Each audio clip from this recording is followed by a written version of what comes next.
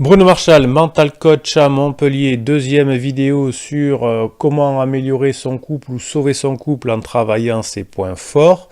Si vous voulez vous offrir, bénéficier d'un coaching pour sauver votre couple, pour l'améliorer, vous trouverez le lien en commentaire et vous pourrez me joindre facilement et certainement, comme des centaines de couples depuis 1999, récupérer votre sérénité ou votre partenaire. Donc cette série de vidéos parle de travailler vos points forts dans votre couple, puisque si ça va mal, si votre couple ne vous satisfait plus, c'est que certainement vous avez changé et votre partenaire a changé aussi et vos points forts du début ne sont plus mis en avant. Et donc vous avez travaillé sur vos points faibles, mais quand on travaille sur ces points faibles, on n'est jamais très performant. Alors comment retrouver ces points forts? Je vous avais demandé à la fin de la vidéo 1 de réfléchir sur quels étaient vos points forts au début de votre relation. Une fois que vous avez maintenant ça en tête, vous avez deux façons de les renforcer. Une première un peu théorique, en lisant dans des livres ou en regardant des vidéos sur YouTube sur cette chaîne ou autre, pour comprendre théoriquement quel est ce point fort, comment il fonctionne. Donc ça vous éclairera, mais ce n'est pas exactement ce qui va vous permettre de réussir.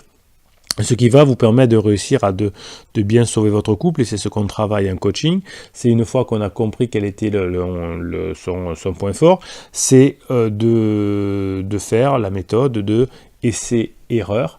Donc on essaye de retrouver ses points forts en tentant des choses auprès de sa partenaire, et on voit ce qui va marcher, ce qui ne va pas marcher.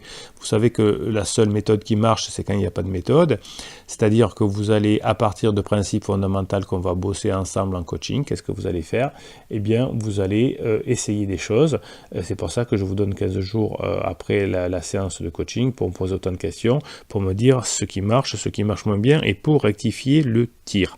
Donc le savoir-faire que vous allez acquérir par la méthode des essais va vous donner un cadre de fonctionnement. Un cadre de fonctionnement certes factuel et empirique, mais c'est le seul qui fonctionne. Dans ces cas-là, si vous voulez appliquer une méthode de A à Z comme on en vend sur Internet ou ailleurs, ça ne fonctionne pas. On n'apprend pas l'informatique, on n'apprend pas la rhétorique, on apprend à voir comment notre couple a évolué et comment on peut le retrouver depuis le départ. Donc il faudra se méfier de ces réponses toutes faites, et aussi de ce savoir-faire, ces expériences que vous ferez, car ce ne sera pas la réponse à tous vos maux. Pour obtenir cette nouvelle excellence que vous avez quittée, mais qui était la vôtre au départ, puisque on vous a aimé pour ça, eh bien, ne l'appliquez pas à vos points faibles. Cette technique des essais-erreurs ne doit s'appliquer que sur vos points forts.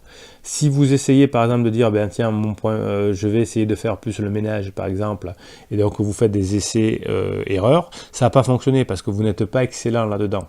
Donc vous ne ferez que du moyen.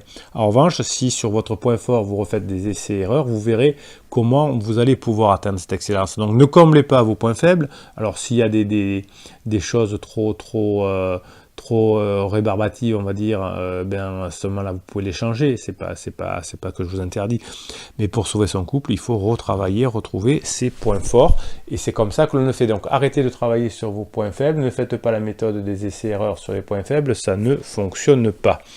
Voilà pourquoi, quand on veut sauver un couple, une des méthodes est de travailler sur ses points forts. Évidemment, dans les coachings, j'écoute comment fonctionne votre partenaire et comment vous fonctionnez, et si vous appelez ensemble, c'est encore mieux, ou si on se voit ensemble, c'est encore mieux.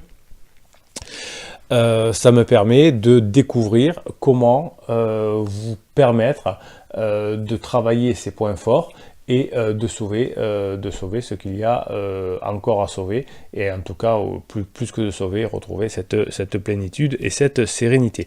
Donc, maintenant, deuxième travail que je vous donne à faire avant de voir la troisième vidéo, enfin d'écouter la troisième vidéo, c'est qu'est-ce que je suis prêt à faire pour améliorer ces points forts, et en tout cas pour tester l'amélioration de ces points forts. On se retrouve dans la vidéo numéro 3. En attendant, posez des questions, mettez un pouce en l'air pour que YouTube référence bien cette vidéo. Abonnez-vous à cette chaîne bien évidemment, partagez, et on se retrouve ensemble pour la 3e vidéo, comment améliorer son couple par la méthode des points forts.